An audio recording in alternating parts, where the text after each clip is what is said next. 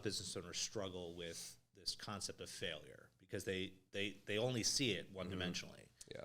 The way I view failure is that there is no such thing unless you quit. Yeah. And the fact that you don't quit, you can pivot. Pivoting is perfectly fine. Yeah. You just never quit.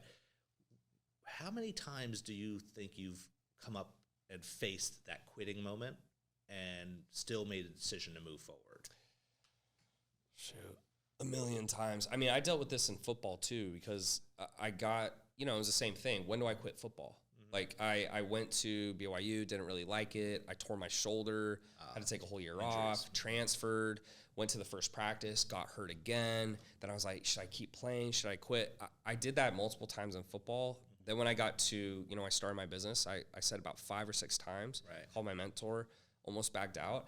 I think the thing for me, it may sound bad, but I think it was just the fact of like, I didn't want to quit because then like I felt like the rest of my life when I'd come up against hard situations, I'd do the same thing.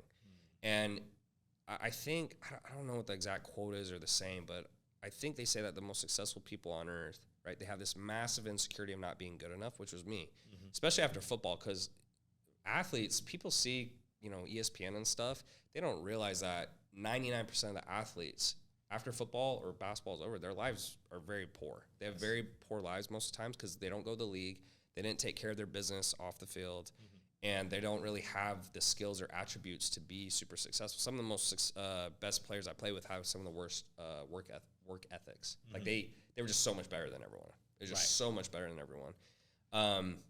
So I think for whatever reason, it was that insecurity of not being good enough, but the belief that I knew I could do it. And that's the difference, I think, because I remember I saw Billie Jean, like at the beginning of my career. Okay. And I remember the ad. He was standing in San Diego in his mansion or something. He was doing this ad about why do doctors get paid more than janitors or something. Right. And people will look at him or people will comment and say, man, he's a scam. He's this, he's that, whatever.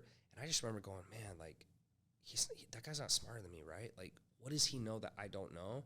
And I've just always had that mindset. I was never jealous. I never got mad at people. I just always felt like I've done all these hard things in my life. Like, this is just another thing to figure out.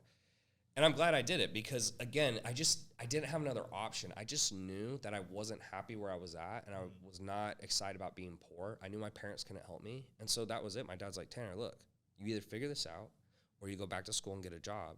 And I just knew that the type of money I wanted to make, I couldn't make it in school. And so it kind of, when I got to those points where my, mentally I was like very weak and I was ready to quit, I just remember thinking either, dude, look, you have to keep going forward, and then what would other people say? And I think long-term, that's a negative outlook to have, but it can be very powerful in the beginning where you want to prove other people wrong. Oh, definitely. It's like that anger and that pride and that ego actually in the beginning is very powerful to keep pushing you forward.